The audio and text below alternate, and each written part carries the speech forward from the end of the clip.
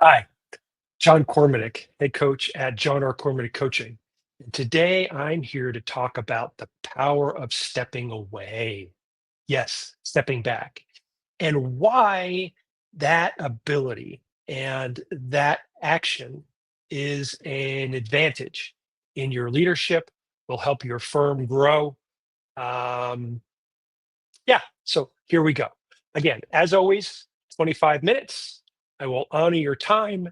You will walk away with concrete action steps. As a matter of fact, I've got three questions for you to either work on during our time together today, or more likely after you've watched the video.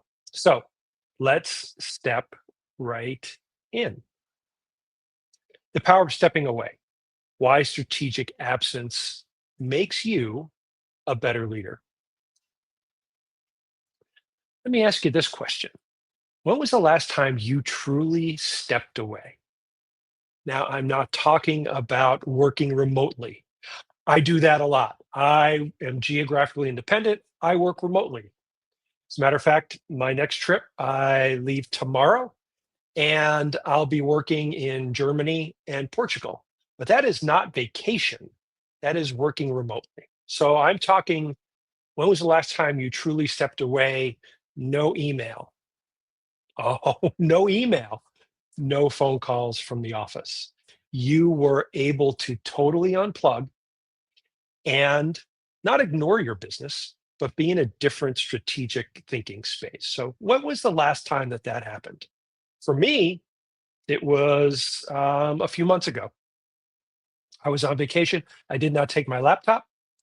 I was traveling internationally, and I didn't even have a cell service on my phone. It was only Wi-Fi, and so and I didn't check my email.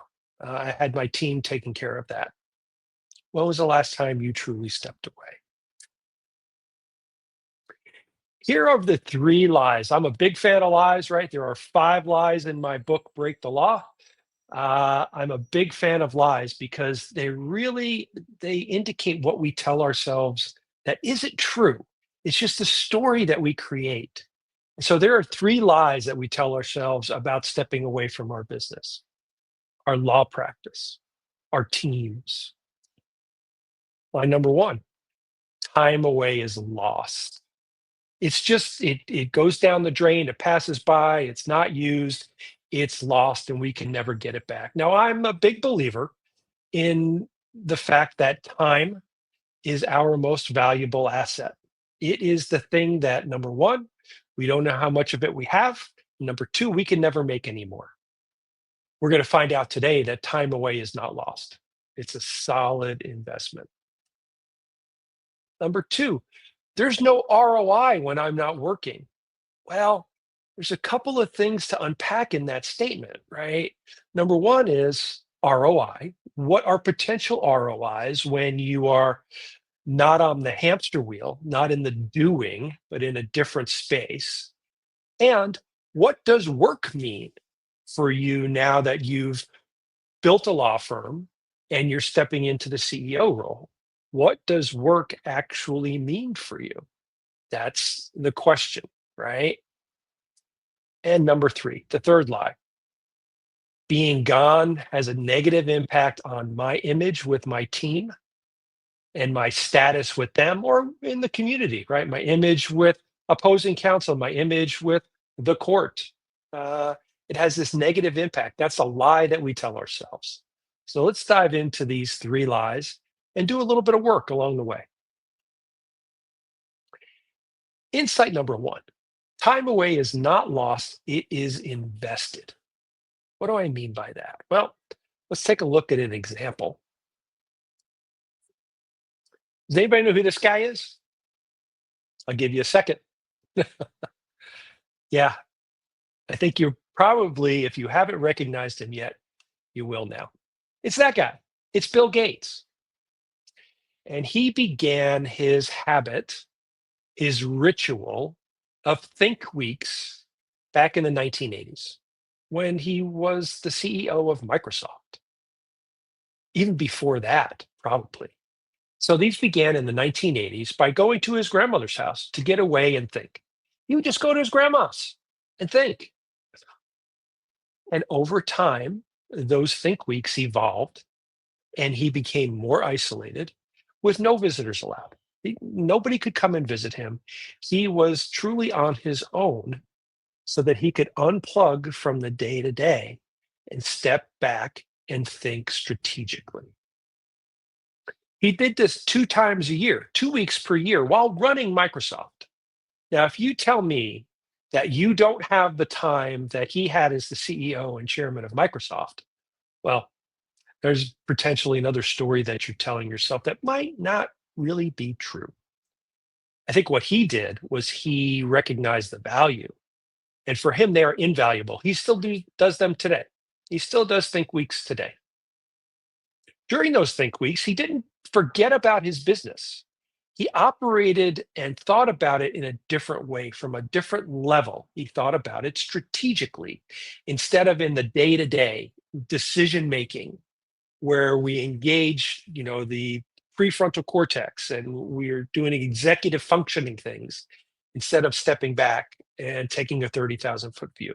So he reviewed technical papers from employees. He read books. He still does this today. He runs the Gates Foundation. His time is the most valuable thing that he has, and he recognizes this, and he still does it today. He still takes think weeks today.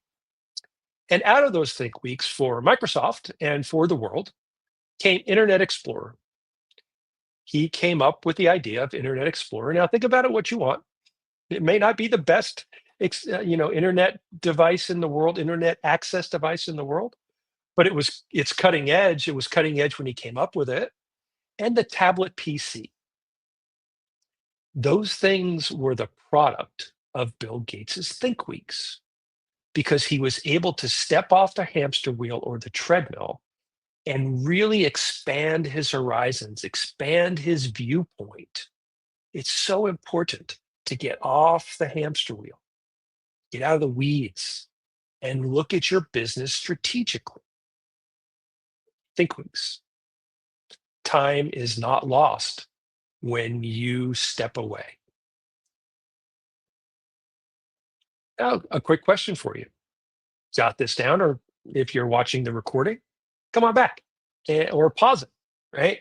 Think of a time you stepped away for a vacation or a holiday, a sabbatical, or even an afternoon.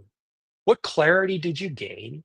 And what did your team learn? I'm going to pull team in here for ROI and some other things in just a moment. Think of a time you stepped away, a vacation or a holiday, sabbatical, or even an afternoon. What clarity did you gain? What did your team learn? For me, the most recent time of doing this was my planning for the year. I take a weekend, I go out of town, I rent a hotel room in a lovely location. For me, over the past 4 years, that's been Ketchum, Idaho, the gateway to Sun Valley and the White Cloud Mountains. It's a beautiful place if you've ever been. If you've never been, I highly recommend you go there. But I take a weekend, I get a hotel room, and I just do this work for myself. And the clarity that I gain is invaluable. Insight number two: time away creates ROI. It doesn't suck out, it's not an expense. It creates ROI. In other words, it's an investment, right? Expenses are things that we spend money or time on that we never get anything back for, right? I can't tell you how many times when I was practicing law, I would hang up the phone with opposing counsel and think, well, there's 15 minutes I'm never going to get back. There was no return on that investment at times. This is time away creates a return on investment. And let's look at how. Number one, you gain strategic clarity. Is your law practice and your law firm the product of strategic clarity, or is it just happening, right? Do you have control or do you have clarity? Or is it just happening, right? Oh, this is next, this is next, without the thinking about why this is next, right? Why do I want to grow? Why do I want to add this person? Why do I want to undertake this marketing effort? Why am I avoiding this conversation with a key team member? Why? Strategic clarity. We get to step back. And when we're in that space, we get to develop a bit more strategic clarity. In terms of energy leadership, which is what my coaching is based on, when we're in it, when we're doing all the things and we're in the day to day, oftentimes we're at level 3, which means we're coping, we're settling, we're just getting to the goal that we've identified. When we're in a place of strategic clarity, we're more in level 6, 4, 5, 6, and even 7. I like level 6 because it's the level where we all win or we don't play the game. And that strategic clarity is designing the game. What game are we playing here in this law firm? Number 2, innovation.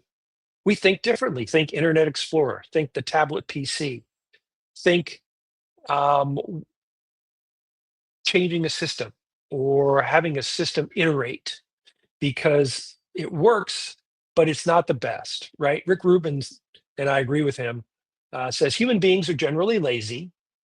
And when we get to a solution, so we get to the thing that takes away our pain, we stop. We don't continue to innovate. We just stop.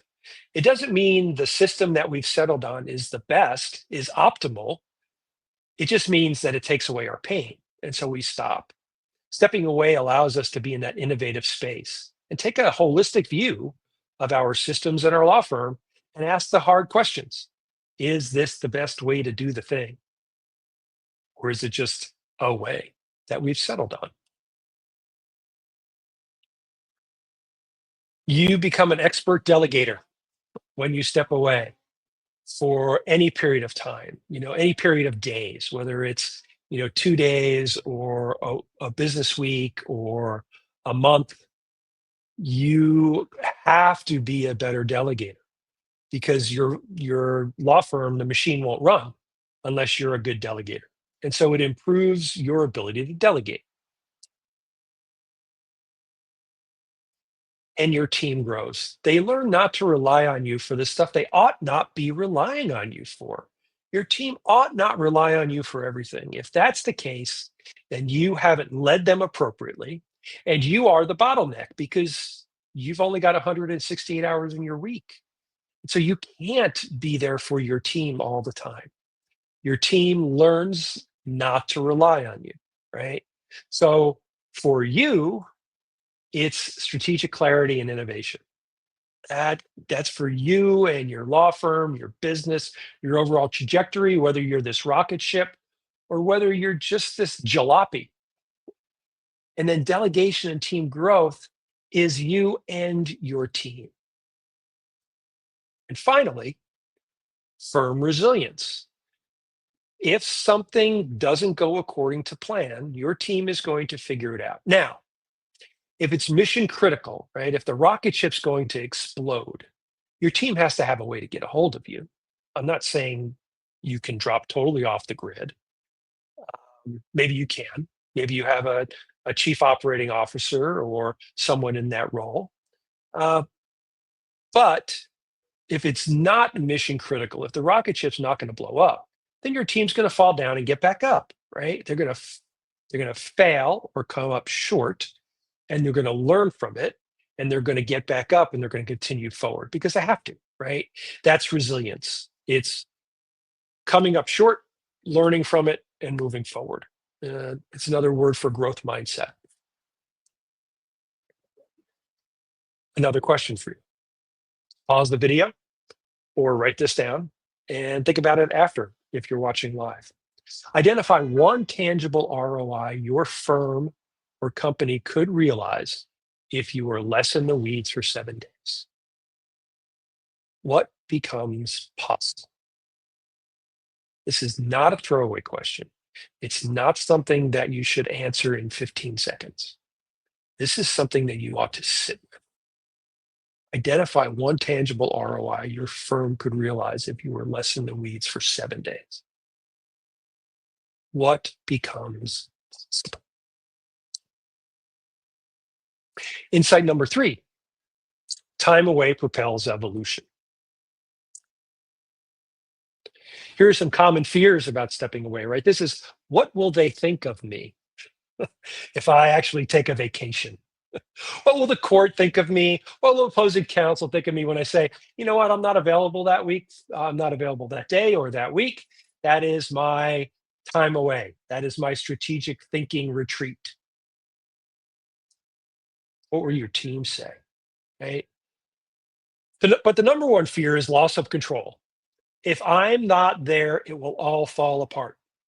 If I'm not there, it won't run correctly, whatever that means, really. If I'm not there, I can't control what happens. This is oftentimes the hardest part, especially if you have that solo practitioner running around in your head. You remember that solo practitioner? They were the person who answered the phone, who ordered the supplies, who scheduled the clients, who did the legal work, all of it, right?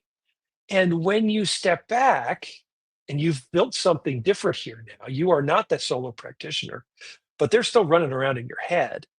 They want to have control. I got news for you. If you've got a team of any size, whether it's a team of 3, a team of 10, a team of 40, you have control in certain areas. You don't have control in others. You can't. It's not possible, right? So the common fear is loss of control. Let's get rid of that. Another common fear is guilt. Again, what will my team think of me if I step away? Here's the deal. Your team's going to be thankful, again, because they're going to be able to grow.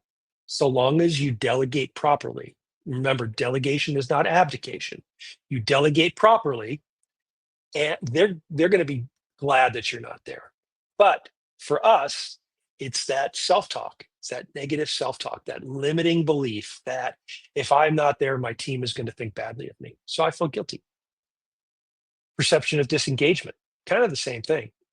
My team is going to think that I'm disengaged, that I don't care if I step away, when the opposite is actually true. You're stepping away because you do care. Painful reentry.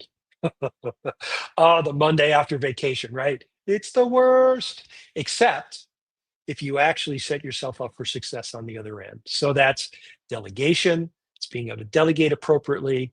It's having someone in your email, if you're an email driven person, and most lawyers think they are, some truly are, most think they are. So do everything you can with the eye on 8 a.m. on the Monday that you return. How can you lighten that load? Be strategic in your planning. Here's a question for you.